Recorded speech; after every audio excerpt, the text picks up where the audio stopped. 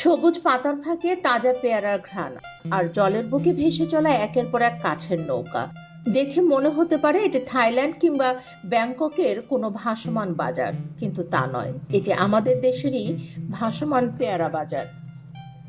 ঝালকাঠির দক্ষিণ অঞ্চলের এই খালগুলোতেই বাংলার প্রকৃতি এমন রূপসী হয়ে উঠেছে, আর এর ঐতিহ্য ২০০ বছরের। অনেক অনেক ভাসমান বাজার রয়েছে ঝালকাঠিতে, কিন্তু তার মধ্যে আকর্ষণীয় হলো এই ভীমরুলির ভাসমান পেয়ারা বাজার। শত শত বছর ধরে চলে আসা এই হাটে প্রতিদিন সকালে জমা হন হাজারো বাগানি ও ক্রেতা বিক্রেতা। এই খালগুলোকে স্থানীয় ভাষায় বলা হয় কান্দি। এই কান্দি দিয়ে জোয়ার ভাটার জল যেমন সহজে চলাচল করে, তেমনি রক্ষা পায় পেয়ারা বাগানগুলো। ভীমরুলি, ডুমুরিয়া, জগদীশপুর, আতা, জামুয়া, কাপড়কাঠি, রামপুর ও মীরাকাঠি গ্রামের শত শত কৃষক এই পেশার সাথে যুক্ত। পেয়ারার পাশাপাশি এখানে আমড়া, কলা, লেবু, পেঁপে এবং বিভিন্ন রবি শস্যের চাষ করা হয়।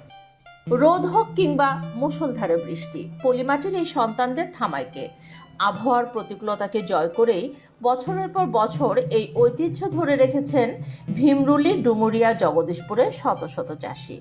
ঝালকাঠির প্রায় ৬০০ হেক্টর জমিতে বাণিজ্যিকভাবে পেয়ারা চাষ হয়।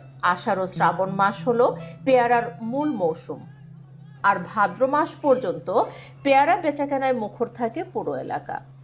শুধু স্থানীয় পর্যটকই নন, যুক্তরাষ্ট্র, জাপান, ভারত ও আলজেরিয়ার রাষ্ট্রদূত সহ বিভিন্ন দেশের প্রতিনিধি ও গুণীজনদেরও নজর কেড়েছে এই ভাসমান বাজার। দক্ষিণ অঞ্চলের সবচেয়ে বড় এই ভাসমান বাজারে প্রতিদিন বহু পর্যটক আসেন। পেয়ারা দ্রুত পচনশীল হওয়ায় কৃষকরা অনেক সময় ন্যায্য মূল্য পান না। এ কারণে পেয়ারা থেকে জ্যাম, জেলি তৈরির প্রক্রিয়াজাতকরণ কারখানা গড়ে তোলার পরিকল্পনা রয়েছে এখানে। এখন প্রয়োজন শুধু কার্যকর উদ্যোগ।